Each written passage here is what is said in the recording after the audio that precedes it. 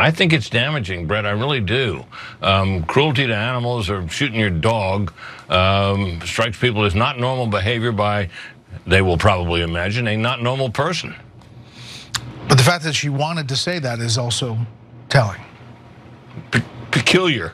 I mean, if I were a political advisor to her, and that's not my department, but had I been asked for an opinion about it, I'd say, don't put that in your book, whatever you do. Now, if it's not clear exactly which puppy murdering politician Brit Hume and Bret Baier are talking about there, it's Kristi Noem. It probably should have been obvious because I don't think many politicians are bragging about gunning dogs down in cold blood. But as you saw in that clip, she is facing a lot of criticism. And it's not just coming from like the damage report. Even Fox News, many Republicans are not happy with it because it's deeply weird. I mean, it's one of those things that is just a constant in American culture. You don't hurt animals. You almost especially don't hurt dogs. A few years back, a video game was coming out, and in the opening preview for it, they showed that you'd have a dog that could accompany you on your adventures. And they had to put out a statement assuring everyone that the dog could not die because people were so worried about a digital dog being hurt. And yet the governor of South Dakota decided to willingly gun down a dog and then write about it in her autobiography.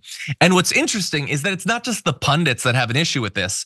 Those she might have been trying to appeal to with that piece of her book, the Trump team, those who are choosing his potential VP, apparently some of them don't like it. Apparently multiple Trump allies and confidants flagged the dog killing in press coverage of it directly to Trump, okay, hoping it would cause him to view her as an out-of-touch buffoon.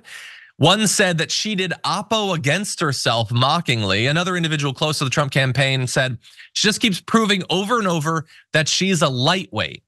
Now, interestingly, Donald Trump actually apparently already knew about this, because if you go way back, he actually posted in January of this year a promo for her book.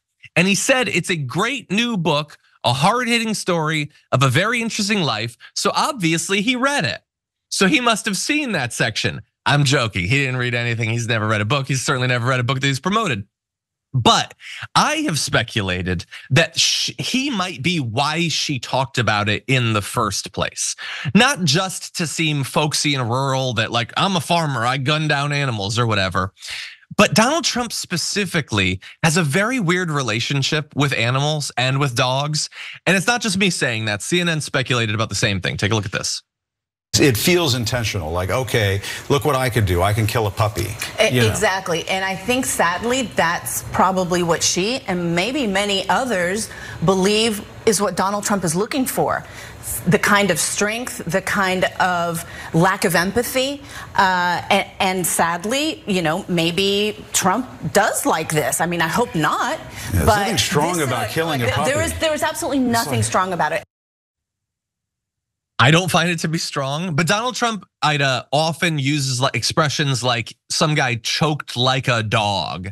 The dog references are always negative, I've noticed. So what do you think about this theory that she might be choosing to talk about this to appear strong or rural or decisive or cold? What do you think about that? I think that there's been an agenda to normalize violence within this group of people. And, animals are beloved, especially white people. We have a joke in our communities that they love animals more than they love us. There's more outrage when a dog is killed than when Tamir Rice was murdered. So when we hear these things, and if they get past the point where they normalize killing animals, then it's really all over. If they're gonna be like, if it's cool to kill a puppy, it's over. Like we're gonna really step into the absolute worst of us. But I think that yes, she thought women have to work really hard to impress Donald Trump because he doesn't like them. So to hear, to say I'm willing to shoot a puppy is I'm a gangster bee, and it backfired horribly when you got old white men on Fox News saying no, this is not okay. Notice they're not saying what did the puppy do, what was the puppy wearing It's really refreshing that they're allowing the puppy, the puppy to be, a being that's worthy of being alive. You're not questioning, did the puppy talk back? But it's amazing that we are at that place that a person, you think about Marjorie Taylor Greene and you think about this woman, the woman who was, fondling in the movie theater. I hate saying their names. Yeah. Think about the things that women are doing to appeal to these men because they know that these men do not like women. Yeah. Marjorie Taylor Greene doing push-ups in a hotel room. Like they're the pick-me energy that the kids use on the internet. It's like me, look, remember, if you didn't learn anything from Sarah Palin, they don't like you, girl. They don't like you. They don't totally like you. And I hate that anyone, even people I disagree with or revile, have to jump through those hoops.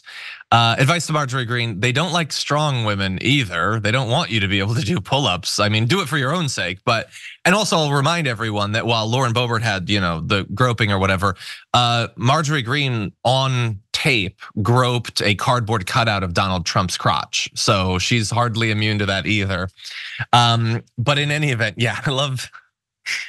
Was the dog asking for it? Why was the dog walking in that area that late at night? 100%. The dog just gets to have dignity. People, we'll see. Depends on the person. But I also just want to end with this.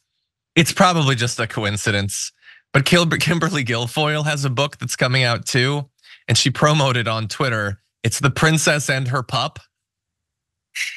Is that just a coincidence that they both have dog-related books coming out? Notice the princess does not shoot the pup. That's what makes it a good book.